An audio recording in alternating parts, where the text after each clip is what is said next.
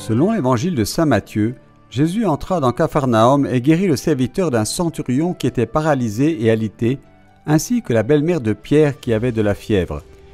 Ici lui ont été amenés beaucoup de gens possédés par le diable, et avec un ordre, il chassait les mauvais esprits et guérissait les malades. Ces épisodes bibliques racontés par l'évangéliste ont eu lieu à Capharnaüm, et les franciscains, les pèlerins et les chrétiens locaux s'y sont réunis pour célébrer la venue, la prédication et les miracles de Jésus. La commémoration a commencé par une procession sur les rives de la mer de Galilée, puis s'est poursuivie autour des ruines de la maison de Saint-Pierre. L'Eucharistie a été célébrée dans le sanctuaire construit au-dessus de la maison de l'apôtre.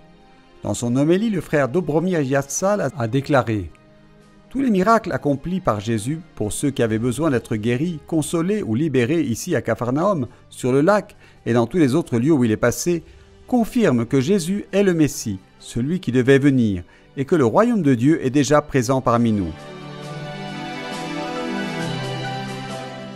Ecco, la parola è il pane della vita che l'Eucaristia rende presente sempre Gesù e fa sì.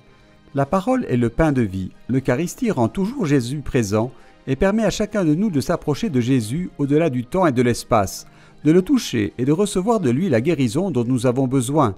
Et ce dont nous avons le plus besoin est la guérison du péché et de la mort. E la cosa più importante è la guarigione dal peccato e dalla morte.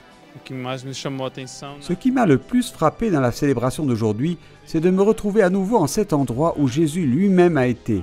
Au-delà de la célébration elle-même et du souvenir des miracles accomplis par Jésus dans l'Évangile, ce qui m'a touché a été de voir le lac, la nature environnante. Imaginez les nuits de Jésus quand il quitte la maison de Pierre pour prier, ou qu'il est sur la barque avec les disciples.